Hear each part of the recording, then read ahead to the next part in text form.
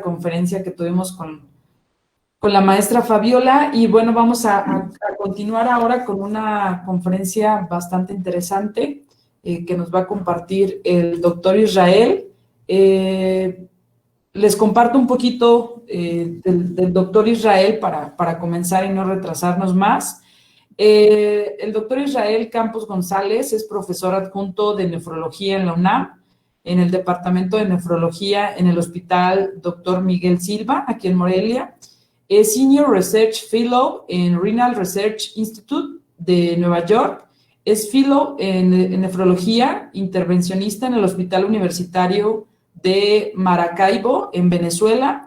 Y también es director de investigación y enseñanza en clínicas de hemodiálisis aquí en Morelia.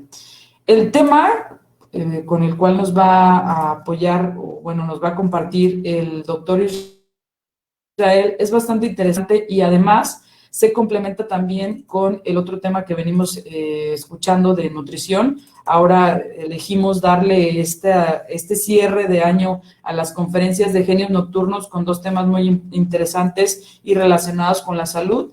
El doctor Israel nos va a hablar sobre el panorama general en la enfermedad renal crónica y, bueno, sin más preámbulo, le cedo la palabra al doctor Israel para que pueda comenzar con esta conferencia. Muchas gracias, maestra Guadalupe. No sé si me escuchen bien. Sí, doctor. Perfecto.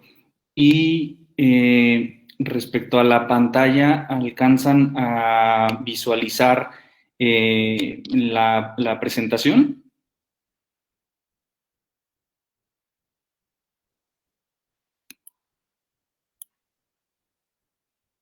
¿Sí visualizan la presentación o no se visualiza? La presentación aún no. Igual si quiere darle presentar ahora para que se pueda compartir su pantalla, doctor.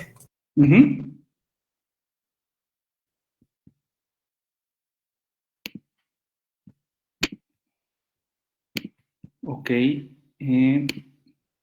No sé si ya ahora sí la logran visualizar. Listo, ahora sí ya se ve. Perfecto. Bueno, entonces para iniciar, muchas gracias por la invitación. Tengo entendido que este programa ya tiene pues varias presentaciones previas, este programa de Genios Nocturnos. El día de hoy revisaremos un tema que en lo particular a mí me interesa mucho por el área a la que me dedico, sin embargo creo que tiene importancia y es lo que trataremos de enfatizar en los siguientes minutos. El panorama de la enfermedad renal crónica, hablaremos de los conceptos básicos sobre el riñón y las enfermedades que aquejan al riñón. ¿Qué vamos a ver en la agenda el día de hoy? Veremos primero, pues, si realmente la enfermedad renal es un problema de salud mundial, qué son los riñones, para qué sirven. Hay algunas personas que tienen una noción vaga de qué son los riñones y cuál es su función. Trataremos de forma general ahondar un poco en este tema. ¿Qué pruebas de escrutinio son indispensables para detectar enfermedad renal? Es bien común que en el área en la que estoy muchas veces muchos pacientes pregunten qué pruebas son necesarias para saber si tengo algo en mi riñón. Hablaremos un poco de ello. Y la importancia finalmente del manejo multidisciplinario, la importancia de no únicamente el médico, el nefrólogo específicamente que se encarga del tratamiento de estos pacientes, sino el manejo integral en el resto de las áreas de la salud, incluida un área muy importante que es el área de nutrición. Me llama mucho la atención y me interesó este tema, les mencionaba, porque creo que ya integra o ya ahonda mucho, incluso parte de la cultura y del día a día, el hablar sobre enfermedad renal. Si ustedes ven estas imágenes, pues cuando incluso en el arte se trata de representar un problema de la sociedad, pues quiere decir que ese problema no es focalizado a una zona, a un área o a un grupo de personas, sino se está generalizando. Este es un par de imágenes de un boceto del señor Alfredo Pichardo y un óleo de Gustavo Córdoba, en donde tratan de demostrar la vida de un paciente antes y después de un trasplante en el lado derecho del óleo de Gustavo Córdoba, y un boceto de nefrología social, es decir, cómo la sociedad percibe la enfermedad renal desde tiempos muy, muy antiguos. Y si nosotros buscamos ya no nada más en el arte, sino también nos vamos a la comunicación, vemos en revistas, en periódicos, en prensa, que la enfermedad renal está siendo un problema y un reto de salud para todos los sistemas en el mundo. No hay un solo país que pueda contener ese problema y que tenga la posibilidad de superar ese problema sin que esto implique fuertes gastos económicos, sin que esto también implique el que se pierda fuerza laboral, porque veremos más adelante el tipo de enfermedades que están asociadas al problema renal en particular. Entonces, como pueden ver, la enfermedad renal es algo que desafortunadamente viene siendo cada vez más común y que desafortunadamente está tomando importancia en la vida diaria de muchas personas.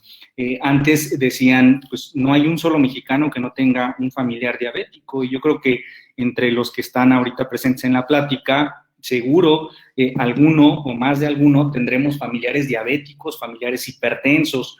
Lo mismo sucede recientemente con la enfermedad renal. Ya entre un grupo de personas, en algunos estudios que se han realizado, la prevalencia de enfermedad renal es del 10% en población general. Eso habla de que 1 de cada 10 tiene problemas renales y por eso comienza a ser un problema complejo.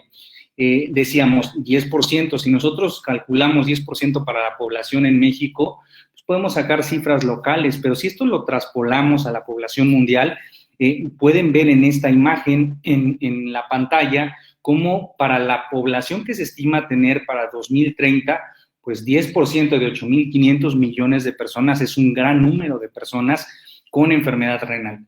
Esto, desafortunadamente, no se ha tomado tan en cuenta en muchos países, y lo peor es que implica gastos muy, muy altos. Por lo tanto, es limitado el acceso al tratamiento de este tipo de problemas. La mayoría de los países de primer mundo son quienes otorgan tratamiento integral a los pacientes con enfermedad renal crónica, y únicamente 2 millones de los 20 millones que requieren diálisis a nivel mundial, solo 2 millones la reciben. Es decir, es un problema que está dejando sin atención y sin la posibilidad de atención a un sinnúmero de pacientes. Esto puede prevenirse, puede tratarse y puede disminuir el riesgo de requerir este tipo de tratamiento. ¿Cómo? Pues conociendo primero qué cosas son tus riñones. Escuchamos en programas de salud, del sistema de salud local, del sistema de salud público, frases como cuida tus riñones, protege tus riñones. Es más, cualquiera de nosotros en algún momento estoy casi seguro que ha escuchado que alguien le diga, pues oye, no deberías de tomar refresco porque le va a hacer daño a tus riñones. Sabemos que tenemos que cuidar nuestros riñones, pero en muchas ocasiones desconocemos realmente de qué se trata este par de órganos, qué son, para qué sirven. En realidad tenemos 2 riñones, uno de cada lado, uno del lado derecho, uno del lado izquierdo. Se encuentran en la parte posterior de la espalda, en la parte baja de la espalda, en la parte posterior del cuerpo, en la región lumbar.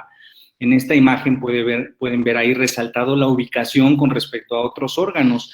Están en la parte posterior, en la región lumbar, y son los encargados de producir la orina. Al final, la orina no es más que un ultrafiltrado de nuestra sangre, de nuestro plasma.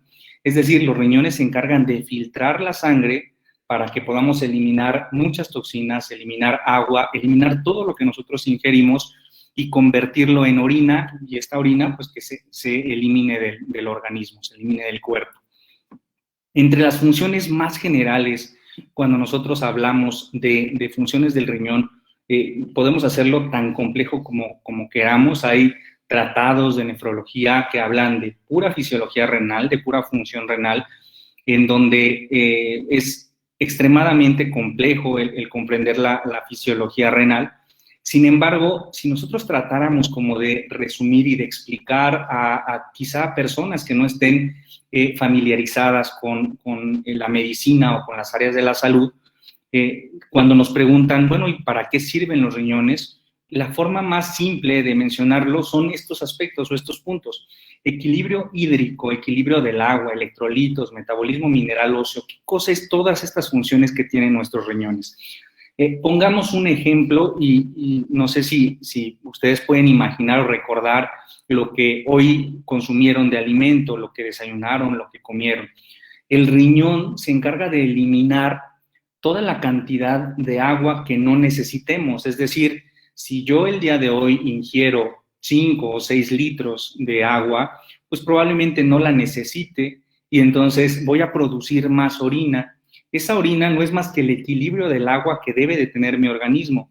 El organismo de cada persona está compuesto por un porcentaje de agua que debe de permanecer relativamente fijo, de tal manera que el riñón tiene la capacidad de censar cuando estamos ingiriendo de más agua y por eso es que orinamos más. Entonces, si el día de hoy yo me tomé 2 litros de café en la mañana y me tomé otros 2 litros de agua y ahorita llegué y me tomé un té, pues probablemente la cantidad de agua que ingerí no sea la que necesito y entonces mis riñones tienen la capacidad de censar que estoy ingiriendo exceso de agua y eliminarlo a través de la orina, eliminarlo mediante la orina. Pero no nada más ingerimos agua, ingerimos alimentos que llevan diferentes sustancias, que llevan iones o electrolitos, y el riñón no nada más tiene la capacidad de eliminar el agua o de moderar la cantidad de agua, sino también tiene la capacidad de eliminar algunas sustancias de desecho de lo que nosotros consumimos o ingerimos. Aquí en la imagen pueden ver una porción de proteína, de carne, y esas proteínas se transforman en nuestro organismo en urea finalmente, que es una toxina. Esa toxina que está en la sangre tiene valores normales, tiene una cantidad o una concentración normal en sangre. Si nosotros excedemos esa concentración, el riñón se encarga de eliminar esa cantidad de toxinas que no necesita nuestro cuerpo.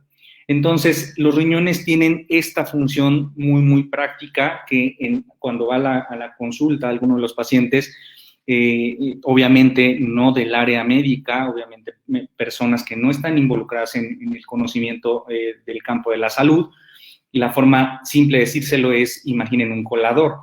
Ese colador permite que se salgan las cosas que no queremos, se desechen las cosas que no queremos y retiene lo que sí queremos. Entonces, así funciona el riñón de una manera muy, muy simplista. Pero no nada más se encarga de eso. El riñón también se encarga de controlar nuestra presión arterial, así como sensa la cantidad de agua que tiene nuestro organismo, de igual forma sensa la presión que existe dentro de los vasos sanguíneos, de tal manera que si detecta que la presión está bajando, lo que hace el riñón es retener agua para que esa cantidad de agua que se retiene se vaya a los vasos sanguíneos y la presión incremente.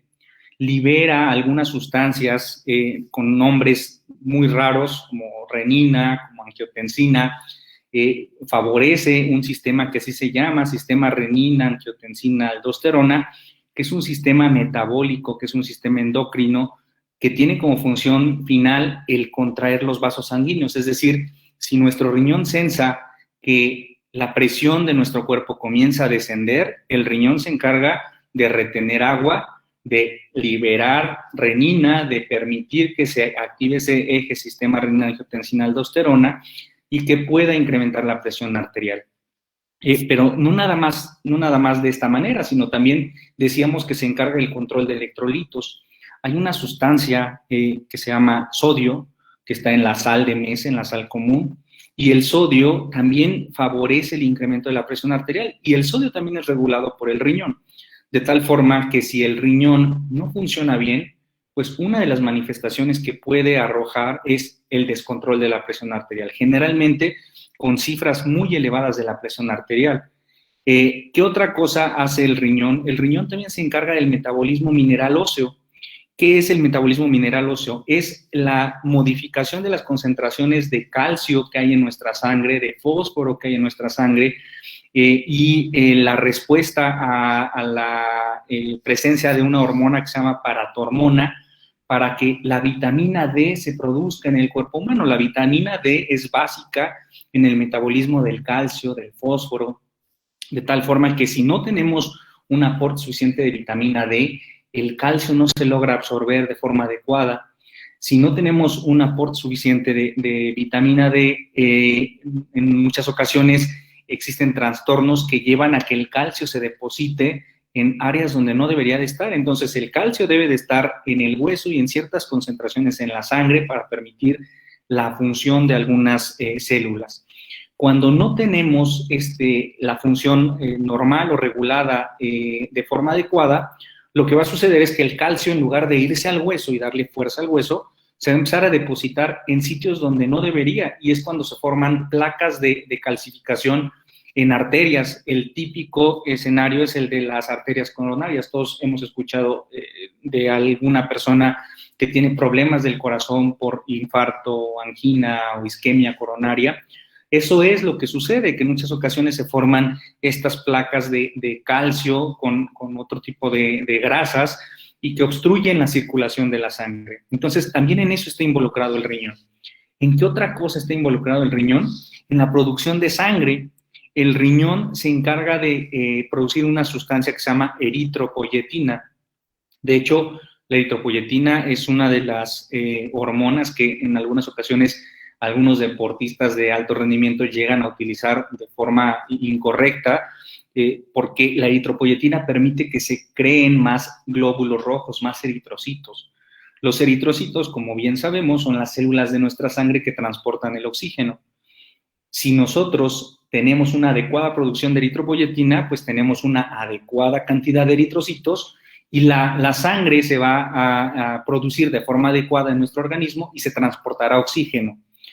Cuando el riñón deja de funcionar, entonces no hay eritropoyetina y comienza a perderse la capacidad de crear eritrocitos. Empieza a disminuir la cantidad de eritrocitos en la sangre. Esto lleva finalmente a anemia.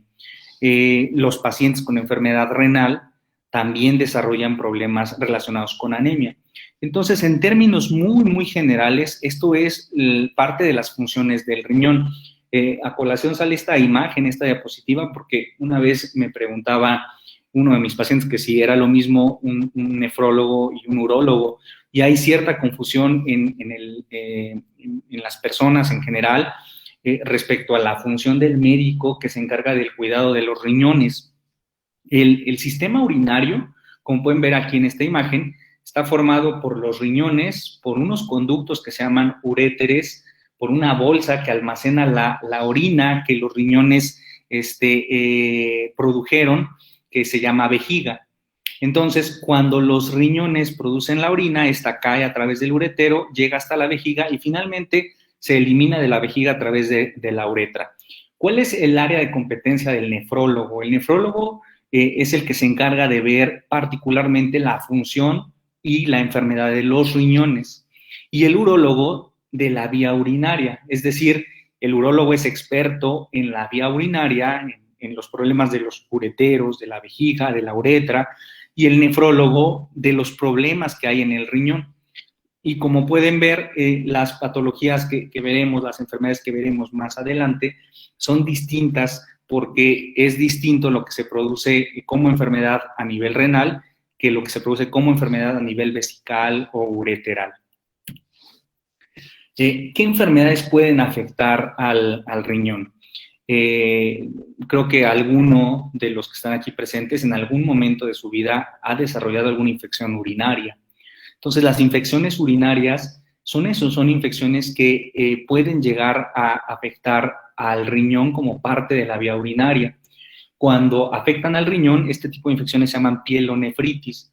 Entonces, hay pacientes o hay gente que cursa con pielonefritis crónica, y esa pielonefritis crónica no es más que la presencia de una bacteria o de un microorganismo en un sitio donde no debería de estar. Llámese el riñón, llámese la uretra, la vejiga, los ureteros, y esas infecciones pueden llegar a provocar enfermedad renal crónica. ¿Qué otras afecciones? Litiasis. ¿Alguno ha escuchado sobre piedras en el riñón? Esto de piedras en el riñón no es más que la presencia de litos, la presencia de cálculos renales o en la vía urinaria, dado que, como dijimos, el riñón se encarga de metabolizar o de modificar las concentraciones de calcio, de fósforo. En muchas ocasiones el riñón pierde esa capacidad y el calcio se acumula en el mismo riñón y obstruye las vías de salida del riñón. Ese calcio se empieza a acumular y se forma entonces un lito o una piedra, un cálculo de calcio. Pero no nada más hay cálculos de calcio, sino de muchas otras sustancias que el riñón también se encarga de eliminar. En específico, otro de los más comunes son cálculos de ácido úrico. El ácido úrico es otra sustancia que el riñón se encarga de eliminar. Entonces, como pueden ver, estas dos cosas, estas dos enfermedades son muy, muy comunes. Las infecciones, la litiasis, son quizá de las consultas más frecuentes en el área de nefrología. Más frecuentes, pero no superan por nada a las que sí son extremadamente frecuentes, que es diabetes e hipertensión. Entonces, decíamos al inicio de esta plática que una de las enfermedades que todo mundo teníamos algún familiar con diabetes o con hipertensión, una de las enfermedades asociadas es justo la enfermedad renal. La presencia de diabetes provoca que la glucosa, el exceso de glucosa, que es la diabetes, se almacene y que inflame parte de las vías renales y a la larga dañe el riñón. Cuando nos preguntan a nosotros cuál es la principal causa de terminar en diálisis o llegar a diálisis peritoneal, hemodiálisis, la principal causa es esta, diabetes, y después de ello, hipertensión. Entonces, estas dos enfermedades particularmente son extremadamente de riesgo para desarrollar enfermedad renal crónica. Así es que si hay algún paciente que tenga estas enfermedades, nosotros les damos seguimiento porque sabemos del riesgo inminente de desarrollar enfermedad renal crónica. Y esto en todas las pláticas que hemos presentado para población abierta, pues hacemos énfasis. ¿Por qué? Porque recientemente se hizo en Sanud, la encuesta esta de salud a nivel nacional, y las cifras de diabetes e hipertensión nos ponen como uno de los países con mayor prevalencia de estas enfermedades. Entonces, estas pueden también desarrollar enfermedad renal crónica. ¿Qué otras? Enfermedades congénitas.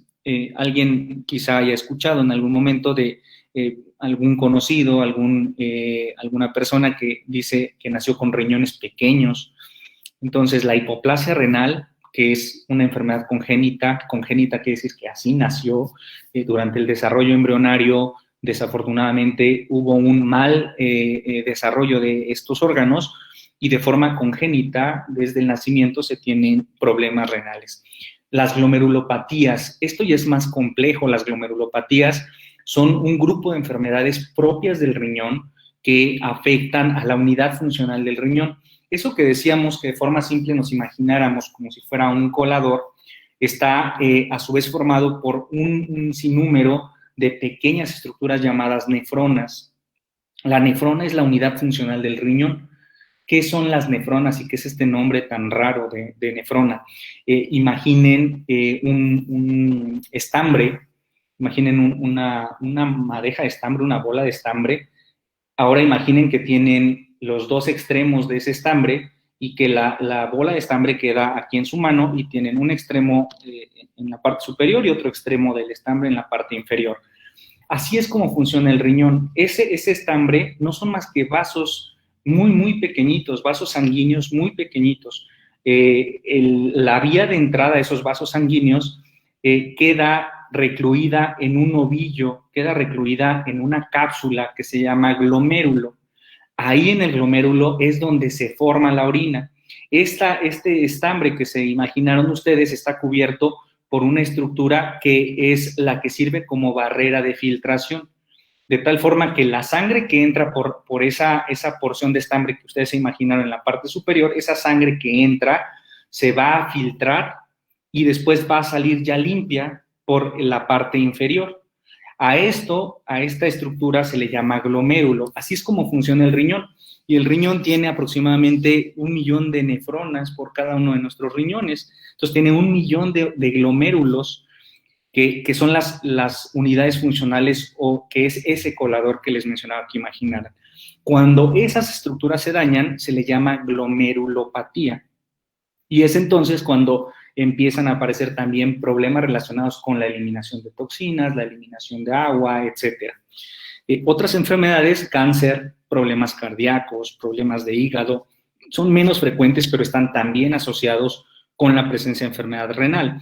Los problemas cardíacos, sobre todo cuando una persona no tiene un buen aparato cardiovascular, la bomba, que es el corazón, pues no alcanza a enviar suficiente sangre a esos ovillos llamados glomérulos y por lo tanto no se van a poder filtrar todas las toxinas que tiene el organismo y van a empezar a acumularse en la sangre.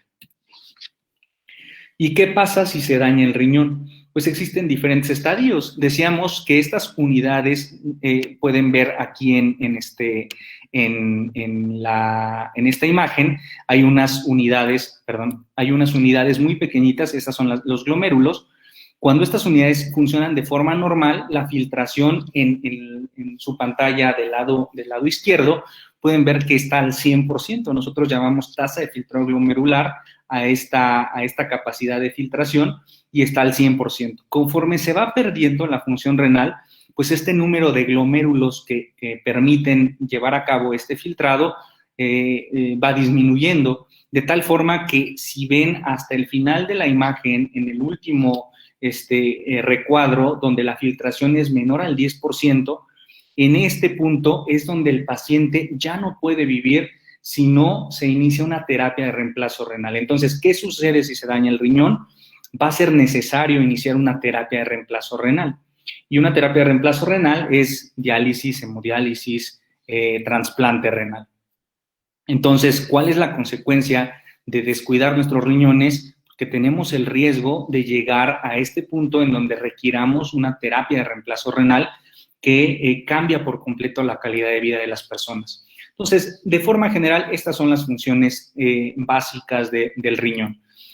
¿Cómo nosotros investigamos? ¿Qué estudios son los que generalmente nosotros utilizamos? Son muy básicos y en realidad la función renal de forma muy general se puede evaluar con estudios que no son complejos. El primero de ellos es este que está aquí, que es un ultrasonido. En la parte inferior de la pantalla, pueden ver el riñón. Es esto que está aquí, esto que estoy señalando.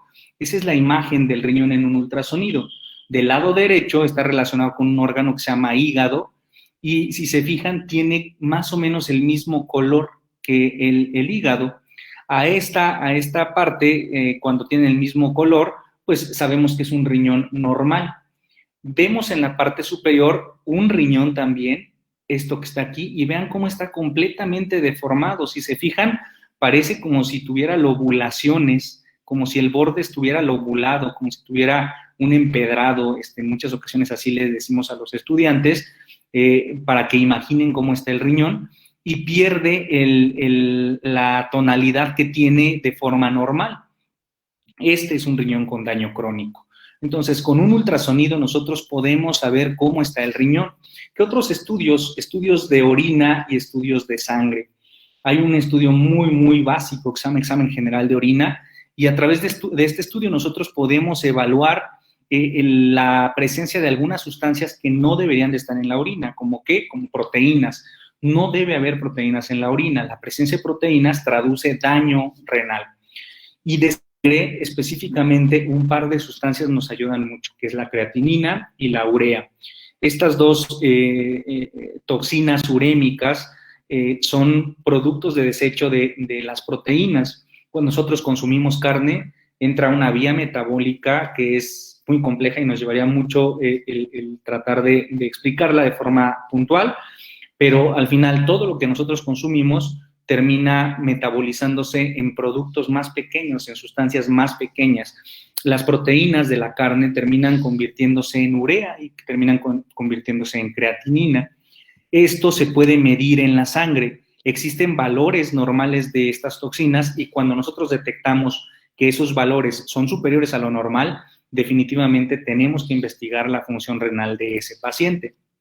En algunas ocasiones es necesario realizar biopsias renales con una aguja. Nosotros lo que hacemos es anestesiar al paciente en esta zona con un ultrasonido, ubicamos el riñón y con esta aguja entramos y tomamos una muestra de ese riñón para observarlo en microscopio y de esa forma saber qué cosa está pasando con el riñón. Entonces, estos son estudios que en muchas ocasiones son necesarios para detectar enfermedad renal. Los más básicos son estos que les mencioné, los de la orina, un examen general de orina, y los de sangre. ¿Qué nos permite el tener estos estudios? Pues ver si hay alteraciones en la estructura del riñón o en la función del riñón. Esto es importante saberlo. Muchas ocasiones existen trastornos de la estructura. El ejemplo típico es lo que les mencionaba, alguien que tiene litiasis. Si alguien tiene piedras en la orina, eso es una alteración en la estructura, es decir, normalmente no debería haber piedras en la orina. Pero muchos de esos pacientes que tienen litiasis renal, su función la conservan, es decir, el riñón sigue eliminando toxinas, el riñón sigue eliminando agua, sigue produciendo eritropoyetina, no da ningún otro trastorno. La función está conservada, pero la estructura no. Entonces, definimos enfermedad renal crónica como alteraciones en la estructura o en la función. Es decir, no necesariamente tiene que elevarse la creatinina para decir que nuestro riñón está mal. Podemos tener cambios en la concentración de proteínas en la orina, cambios en las imágenes y que no se detecten por esa prueba de sangre. Por eso, ¿qué estudios necesitamos para evaluar la función de nuestro riñón? Pues un ultrasonido, un examen general de orina y por lo menos una química sanguínea que contenga creatinina y urea para estimar la tasa de filtración glomerular. Decíamos, realmente es un problema de salud pública.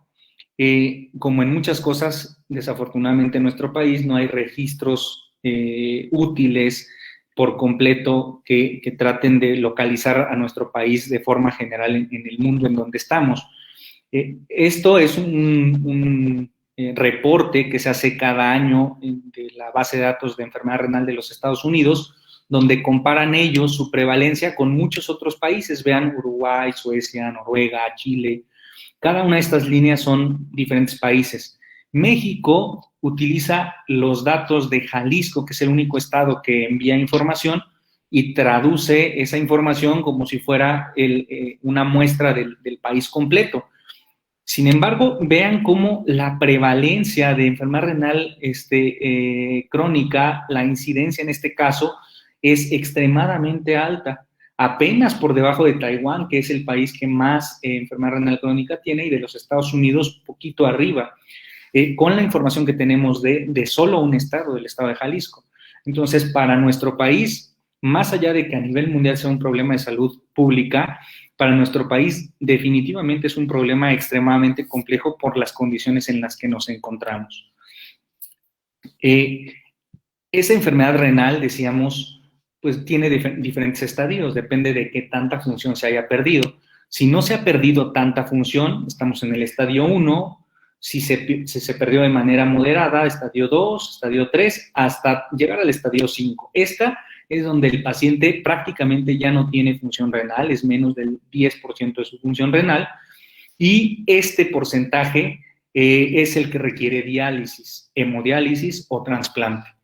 Si ustedes analizan la cifra, pues es muy baja, ¿no? Nosotros vemos 0.2%, pues podríamos decir que el 0.2% de los pacientes requieran diálisis, pues no debería ser un problema tan grande. Es una cifra que no llega ni siquiera al 1 de cada 100. Pero cuando nosotros traducimos esto a población general, vean solo en nuestro estado. La población en Michoacán en 2015 era de 4,5 millones. Si nosotros tomamos el 0.2% de 4,5 millones, son 9,168 pacientes que requieren diálisis, hemodiálisis o trasplante. Es decir, solamente los pacientes que requieren terapia de reemplazo renal son 9,000 pacientes. No hay un sistema de salud que tenga la capacidad de atender a 9,000 personas para darles un riñón, es decir, trasplantarlos, o darles hemodiálisis o diálisis peritoneal. El problema real, aunque esto se ve complejo, el problema real es este. estos pacientes, que en muchas ocasiones ni siquiera saben que tienen enfermedad renal, son los que van a llegar acá arriba. Y vean la cantidad de pacientes que tenemos en solo el estado de Michoacán, si traspolamos las cifras estimadas a la población que tiene el estado. Entonces, el problema real no es lo poquito que vemos, que es un problema grande. El problema real es todo esto que está acá abajo y que es lo que deberíamos modificar todo el personal que esté involucrado en las áreas de la salud. ¿Por qué? Pues porque no les vamos a dar este tratamiento sustitutivo. No tenemos diálisis peritoneal para 9,000 personas, no tenemos hemodiálisis para 9,000 personas y los costos de estas son extremadamente altos. Una vez me preguntaba un paciente más o menos cuánto cuesta hemodiálisis.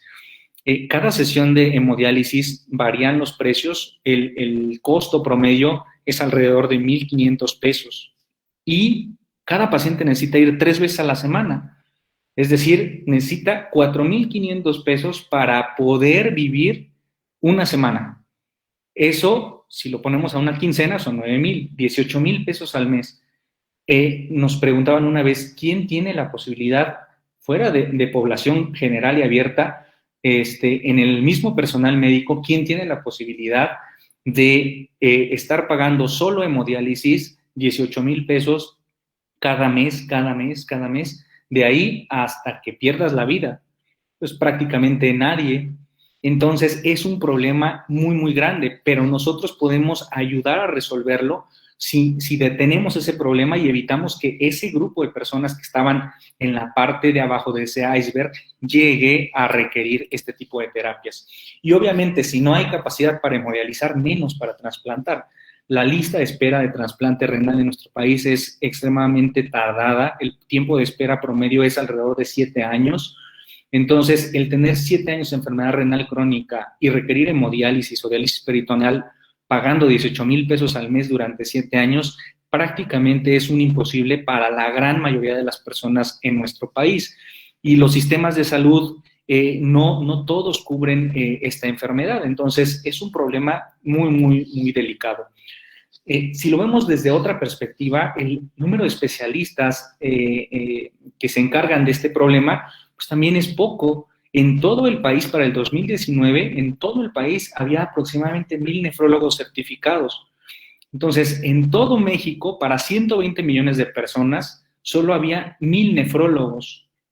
Si nosotros ponemos ahora no los nefrólogos, sino el personal de enfermería, el personal de nutrición, que definitivamente es una herramienta esencial para la atención de los pacientes con enfermedad renal, la capacitación óptima del personal de salud auxiliar para el médico en la enfermedad renal, pues prácticamente es nula. Entonces, tenemos un problema grande y necesitamos resolver ese problema.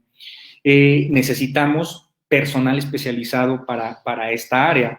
Recientemente en Universidad Montreal se abrió un diplomado en nutrición nefrológica que la maestra Mireya probablemente les dé de forma más amplia información, pero tiene como finalidad enfocar a que el egresado de ese diplomado pues, pueda desempeñarse dentro del área de la nutrición clínica nefrológica.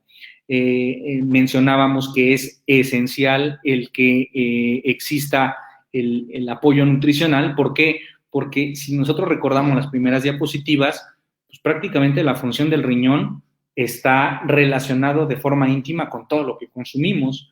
No hay una sola cosa que nosotros ingiramos, no hay una sola cosa que nosotros comamos y que no sea metabolizada por el hígado y eliminada a través del hígado o el riñón.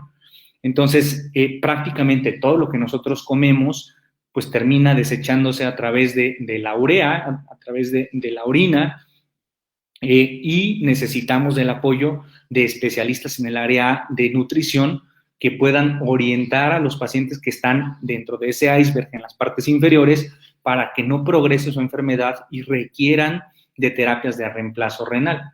Deben de realizar los egresados de este diplomado acciones sobre promoción de la salud y prevención de enfermedades renales, ya que tiene como finalidad mostrarle al experto en nutrición clínica ahora la parte renal. enfocarse en la fisiología del riñón, en la histología del riñón, en las enfermedades propias del riñón, de tal manera que tengan la capacidad de integrar el diagnóstico clínico de enfermedad renal y poder otorgar el mejor abordaje nutricional. Y esto no está limitado al área de consulta, sino también al área hospitalaria. Nosotros en nefrología tenemos desafortunadamente muchos ingresos hospitalarios de pacientes graves que requieren apoyo nutricional y no existe en abundancia, o por lo menos para las necesidades mínimas, el personal experto de nutrición que nos pueda apoyar y nos pueda orientar. Y en muchas ocasiones el médico, con lo limitado de conocimiento que tiene en el área de nutrición en particular, trata de apoyar al enfermo, pero no existe una opción o una alternativa mejor que el experto en nutrición clínica que se enfoca a la enfermedad renal. Finalmente, la idea de este diplomado pues es formar personal capacitado con todas las necesidades o las características que puedan aportar y ayudar a la atención de estos pacientes. Que es la formación, la configuración que ha adquirido la personalidad de un individuo como producto de los aprendizajes significativos a lo largo de su vida.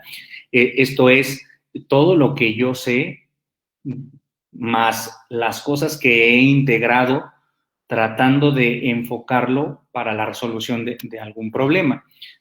¿Cómo representamos esto? Cómo actuamos, cómo pensamos, cómo nos expresamos.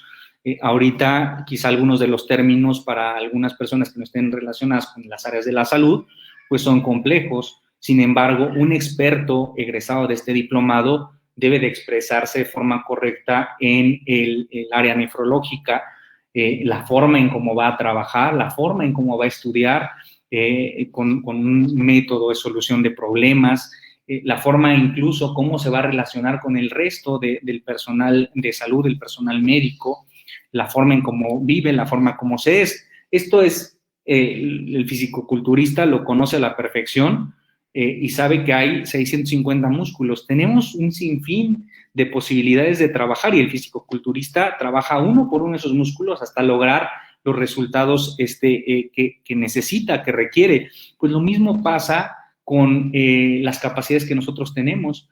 Hay un sinfín de capacidades y la idea es que tratemos de mejorar estas capacidades y que esta preparación para hacer expertos en el área de nutrición renal, no nada más se la imaginen o contemplen como, no sé, un curso o una escuela en donde me van a decir qué es el riñón, cómo sirve y punto, ¿no? Sino más bien tratar de en cada uno trabajar cada una de estas capacidades para poder desarrollarlas al máximo, combinarlas con actitudes, con valores y poder lograr así una competencia en nutrición nefrológica. Entonces, traducir esto que está acá abajo, que es la teoría, en conocimientos, habilidades y valores para tener una competencia en nutrición nefrológica necesaria. Muchas veces me decían, bueno, ¿y esto como por qué o para qué? Pues porque la realidad de nuestro sistema de salud es esta. Cuando me dijeron que hablara sobre algún tema, les decía panorama de la enfermedad renal, porque esto es lo que nosotros vemos a diario. Este es un ejemplo típico de un paciente con enfermedad renal. Imaginen a una persona en edad productiva, y digo edad productiva porque desafortunadamente en nuestro país los pacientes que requieren terapia de reemplazo renal son muy jóvenes, y muy jóvenes me refiero a 30, 35 años, que es justo la edad de máxima producción, y que de repente esa persona se enferma, es una persona del medio rural, de bajos recursos económicos, de un nivel sociocultural muy limitado, donde hay disfunción familiar, donde hay poco apoyo a instituciones. Este paciente, pues, desafortunadamente cae en depresión, se desnutre, tiene una mala calidad de vida. Este es el panorama real de la enfermedad renal. Entonces, cuando nos mencionaban en algunos otros diplomados donde hemos trabajado, si realmente era como un curso, como una especie de teoría sobre el riñón y la nutrición y los nutrientes que el riñón maneja, no, la idea es crear profesionales, crear profesionistas que tengan la capacidad de resolverle un problema a un paciente que tenga las características de los pacientes que nosotros tenemos del día a día de este país. Entonces, en ese diplomado lo que tratamos de hacer es enfocarnos en esto. ¿Por qué? Pues, ¿qué de malo, más allá de lo económico, tiene el padecer de enfermedad renal crónica? Pues que la mortalidad es extremadamente alta. Todo el mundo se espanta cuando alguien le dice que tiene cáncer, ¿no? Si a alguien le dicen, ¿tienes cáncer? Pues es quizá una de las peores noticias que puede recibir una persona. Pero no traspolamos, ponemos en contexto la enfermedad renal. Y me refiero a esto porque la enfermedad renal crónica tiene la misma mortalidad que el cáncer de colon, por ejemplo, y el apoyo que tienen los pacientes con neoplasias es muchísimo mayor que el que tiene el paciente con enfermedad renal. Y esto me refiero a las instituciones de salud pública, a la posibilidad de adquirir fármacos. Entonces, realmente es preocupante el problema que tenemos, y no con eso quiere decir que el paciente oncológico tenga menor o mayor valor que el paciente con enfermedad renal, ¿no? Sino el contexto y el poner la enfermedad renal es para ubicarnos en la situación en la que estamos. Entonces, la mortalidad del paciente con enfermedad renal, cuando no lleva un tratamiento adecuado, es extremadamente alta. Esta es la perspectiva personal de la enfermedad renal. Desafortunadamente, en los sistemas de salud, en la parte más baja, generalmente es a donde se envía al personal menos capacitado y se deja en la parte más alta al personal más capacitado, pero también donde menos cantidad de personas se pueden atender para impactar en el sistema de salud general. Entonces, la idea es que el personal que reciba esta capacitación en el diplomado, pues ayude en la prevención, el diagnóstico, el manejo de esta población y obviamente, pues de esta que definitivamente lo requiere, ¿no? Pero el punto es esta población. Esto es lo preocupante para los sistemas de salud. Entonces, con esto termino la plática el día de hoy. ¿Con qué podemos quedarnos? Pues con esto, la enfermedad renal es un problema de salud pública, ya lo vimos. Hay múltiples enfermedades y múltiples enfermedades comunes, diabetes, hipertensión, que pueden afectar a nuestros riñones. Por lo tanto, es indispensable el que si nosotros la padecemos o conocemos a alguien que la padezca, exhortemos a que revise y evalúe la función de sus riñones, dado que el riesgo de presentar enfermedad renal crónica es muy, muy elevado, que la alimentación es el principal factor que influye en la salud renal. No hay otra cosa que influya tanto como la alimentación en sí en el caso de la enfermedad renal.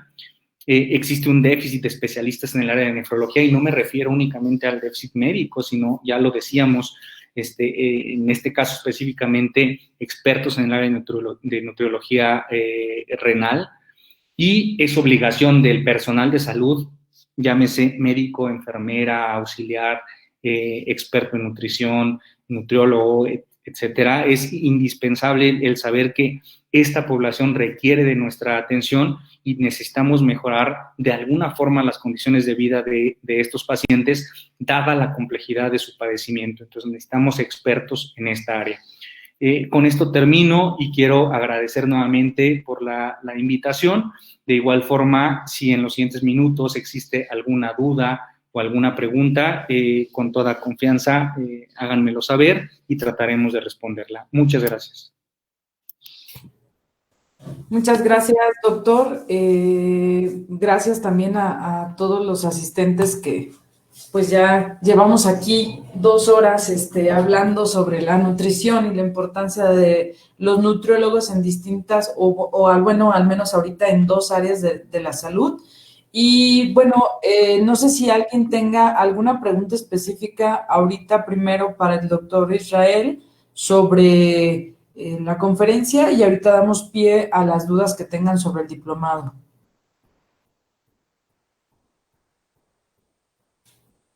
Nos dice Elizabeth Barón, ¿qué adaptaciones a nivel nutricional se realizan en paciente con urea alta? Esa es una excelente pregunta y es justo lo que ocupamos nosotros como nefrólogos, de ayuda por parte de los expertos en nutrición clínica. ¿Qué adaptaciones? Generalmente nosotros sabemos que a mayor carga de sodio y a mayor carga proteica, peor función renal. Cuando el paciente nos pregunta qué cosas tengo que modificar en mi dieta, pues lo primero que nosotros decimos es disminuya la cantidad de proteína que consume, es decir, no coma tanta carne, y disminuya la cantidad de sal. No utilice demasiada sal.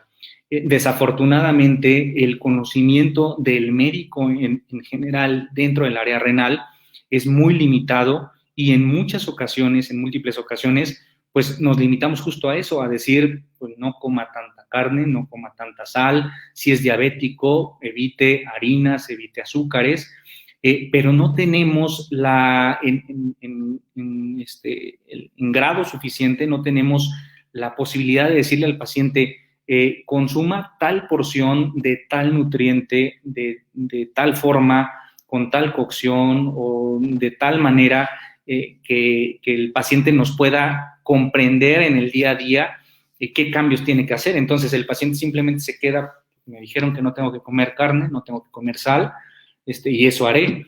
Pero el paciente lo que necesita es la orientación específica en donde el nutriólogo le diga, lo que requieres es no tanta carne, pero ¿qué es no tanta carne?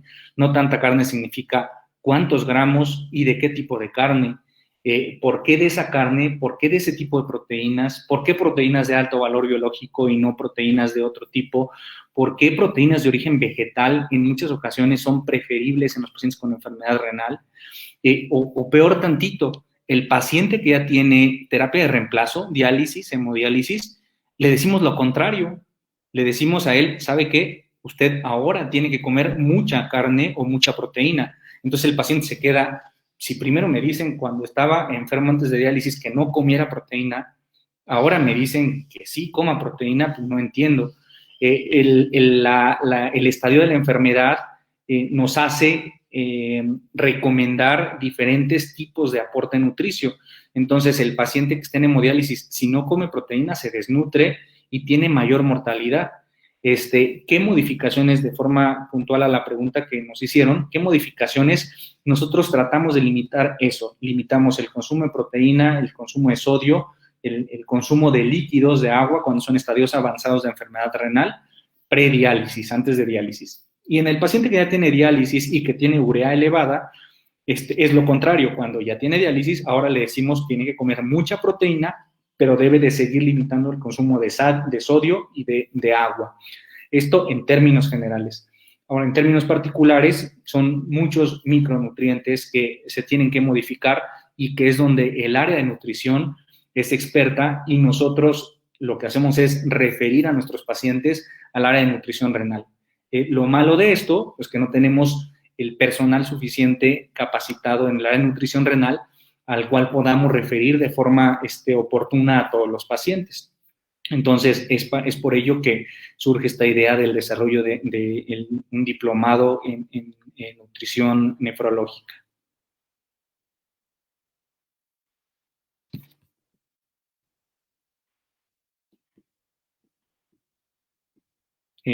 Perdón, no escucho, no estoy escuchando. Perdón, sí, no tenía activado el micrófono. Miguel Ángel Campos nos pregunta, ¿es posible la reversión del estadio 1? Es decir, si hablamos de un adolescente en donde una vez se le detectó una falla, aún corrigiendo su problema de sobrepeso. Sí es posible y de hecho esa es la idea que tenemos con este iceberg que les mostraba en la imagen. Hasta el estadio 3 incluso, todavía existe la posibilidad de reversibilidad en muchas patologías relacionadas con el riñón.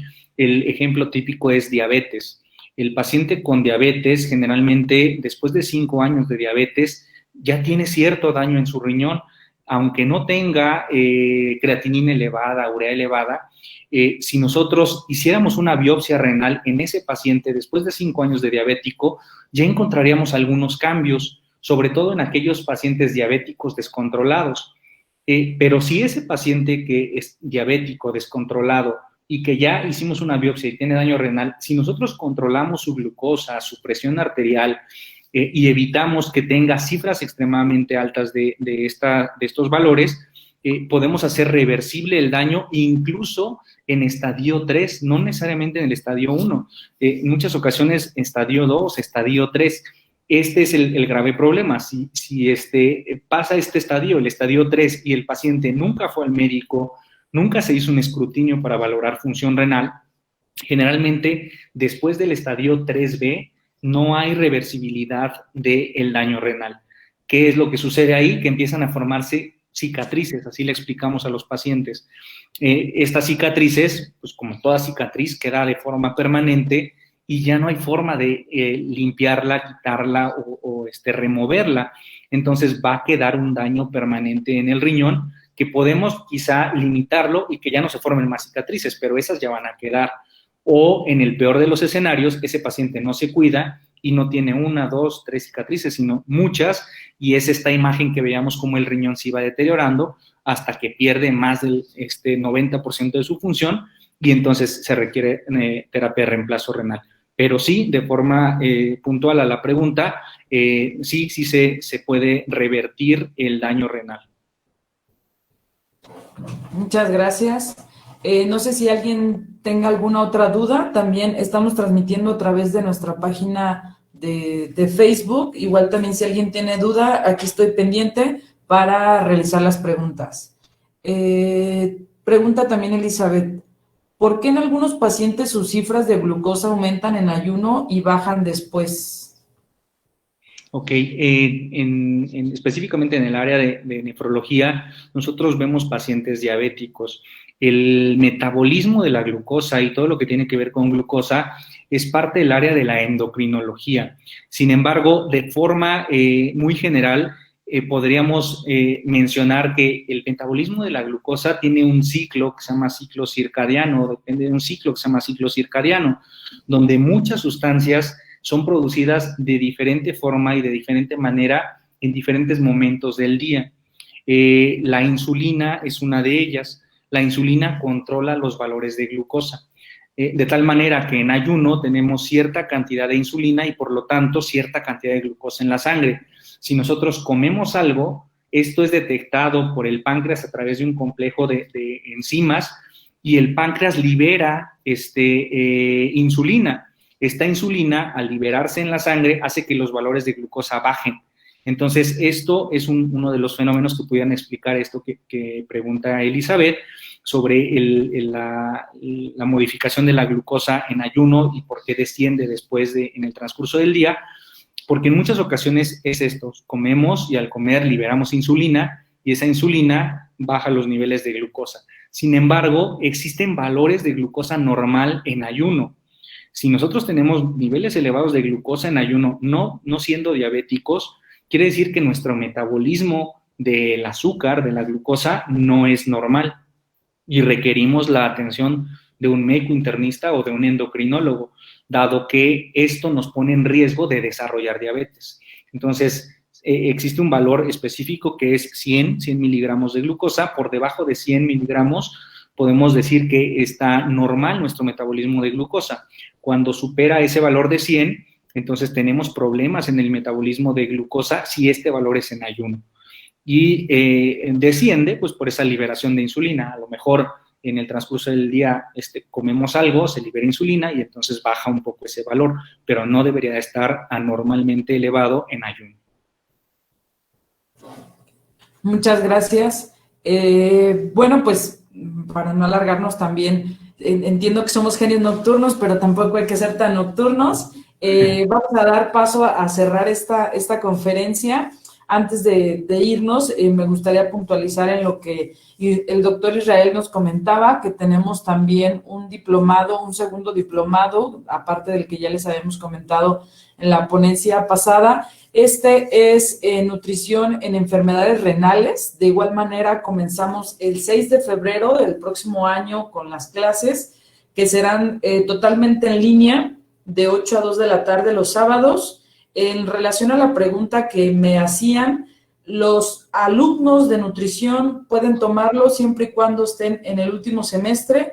Esto porque hay algunos términos dentro del diplomado que sí es necesario que ya al final de su carrera o ya casi al final de su carrera puedan entenderlos y puedan aprovechar al 100% el diplomado, pero sí también pueden aprovechar el diplomado.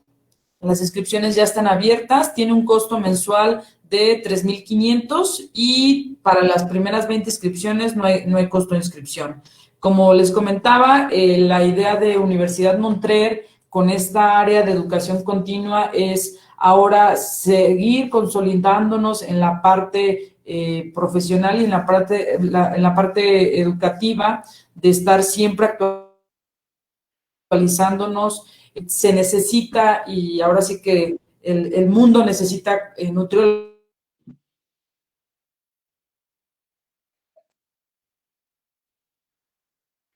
especiales, áreas de administración, de comunicación e imagen, área de derecho. Entonces, sigan todas nuestras redes sociales para que estén enterados sobre los diplomados que vamos a estar ofreciendo. Aquí igual en el chat les voy a dejar el link para si alguien quiere recibir más información, puede ingresar ahí sus datos, con gusto le enviamos el PDF con todos los módulos que vamos a estar viendo en el diplomado. El doctor Israel nos va a acompañar en alguno de los módulos como docente y vamos a tener distintos docentes de distintas partes también de la República para hacer más nutrido este diplomado.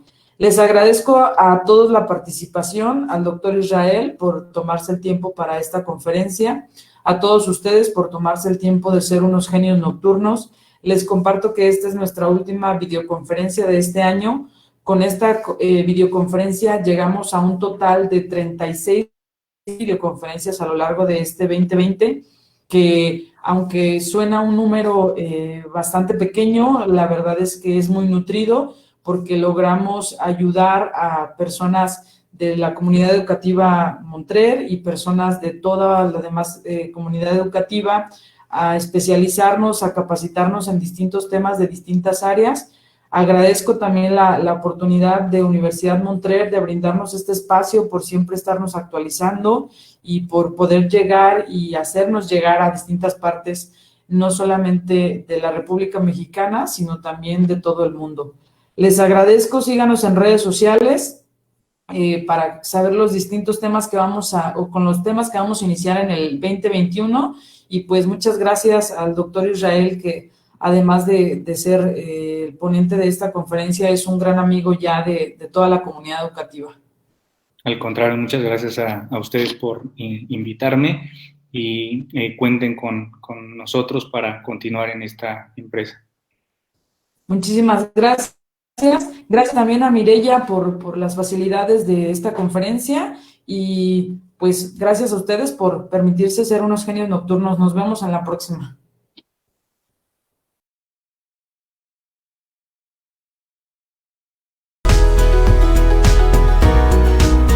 Universidad Montrer te invita a nuestro nuevo diplomado en nutrición en enfermedades renales, con una duración de 6 meses, teniendo un costo por mes de 3,500 pesos. Clases en línea de 8 de la mañana a 2 de la tarde. Inicio de clases el día 6 de febrero del 2021.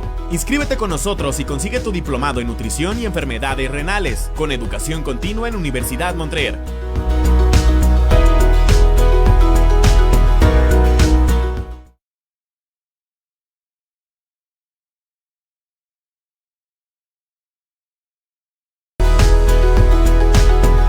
Universidad Montrer te invita a nuestro nuevo diplomado en nutrición en enfermedades oncológicas, con una duración de 6 meses, teniendo un costo por mes de 3,500. Clases en línea de 8 de la mañana a 2 de la tarde. Inicio de clases el día 6 de febrero del 2021. No te quedes fuera del diplomado en nutrición y enfermedades oncológicas, con educación continua en Universidad Montrer.